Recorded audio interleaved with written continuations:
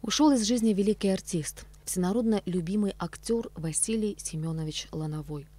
Его мужественные и благородные герои стали кумирами миллионов зрителей. Образы, которые он создал в кино и в театре, неповторимы. Впервые Лановой появился в главной роли в 1956 году в фильме Александра Алова и Владимира Наумова «Павел Корчагин». Звездой картины должен был стать Георгий Юматов, однако из-за болезни режиссерам пришлось срочно искать ему замену. Они увидели Ланового на съемках в соседнем павильоне и доверили большую роль тогда еще студенту третьего курса театрального училища имени Щукина. После окончания училища Лановой сразу же поступил в труппу театра имени Вахтангова. Кинозрителям 60-х Лановой запомнился ролями в экранизациях романов «Алые паруса» Александра Грина, «Коллеги» Василия Аксенова, а также «Война и мир» и «Анна Каренина» Льва Толстого. Особую любовь публики завоевала его эпизодическая роль в фильме «Полосатый рейс». Красиво плывут. Кто? Вон та группа в полосатых купальниках.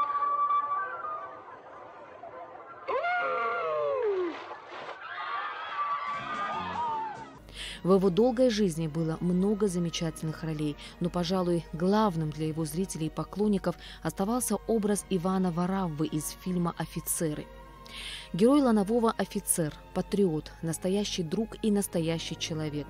И, как говорят те, кто его знал, практически все эти определения полностью описывали характер самого Василия Семеновича. Важную роль в карьере Ланового сыграли фильмы по книгам Юлиана Семенова. После съемок в «17 мгновениях весны» он еще трижды играл в экранизациях произведений популярного писателя.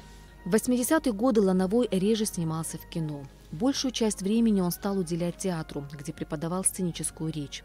В следующем десятилетии на экраны вышли фильм «Барышня-крестьянка» по мотивам произведений Пушкина и биографический фильм об Александре I «Незримый путешественник». После 2000 года Лановой преимущественно снимался в сериалах.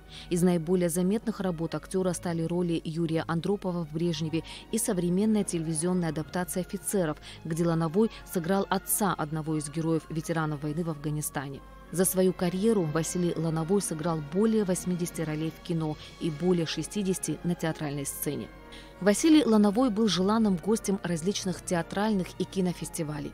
Приезжал он и в Абхазию в 2001 году, когда наша знаменитая соотечественница, оперная дива Хибла Гирзма открывала свой первый фестиваль «Хибла Гирзма приглашает». Когда любовью и негою поенными безмолвно пред тобой колено преклонен, я на тебя глядел и думал, ты моя. Ты знаешь, милая, желал ли славы я? Ты знаешь, удален от ветреного света, скучая суетным прозванием поэта, устав от долгих бурь, я вовсе не внимал жужжанию давнему упреков и похвал. Могли меня молвы тревожить приговоры, когда, склонив ко мне томительные взоры и руку на главу мне тихо наложив, шептал: ты скажи, ты любишь, ты счастлив, другую, как меня, скажи, любить не будешь, ты никогда, мой друг, меня не позабудешь. Василий Лановой для многих был не просто кинозвездой, а нравственным ориентиром. Он никогда не забывал своей ответственности перед теми, кто верил ему, несколькими поколениями зрителей. Долгие годы Лановой возглавлял общественный фонд «Армия и культура», был сопредседателем движения «Бессмертный полк», сам неизменно выходил 9 мая во главе колонны рядом с президентом, рядом с коллегами и простыми россиянами. Настоящий патриот и настоящий человек. Вот что пишет о Лановом режиссер театра Вахтангова Владимир Иванов. Лановой – это символ эпохи. Он был верен театру, стране, зрителю. Это один из величайших людей театра. Василий Семенович – человек совершенно определенной позиции, всегда неизменной. И несмотря ни на какие обстоятельства, он открыто и очень подчас яростно отстаивал ее. Его запомнят яростным, увлеченным, страстным, с огромной любовью к людям. Василий Лановой – это явление, а еще его имя связано с бессмертным полком. Благодаря ему этот проект стал таким важным.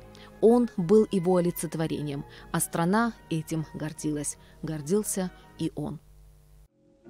От героев былых времен не осталось порой имен. Те, кто приняли смертный бой, стали просто землей и травой. Только грозная доблесть их поселилась в сердцах живых. Этот вечный огонь нам завещанный одним, мы в груди храним.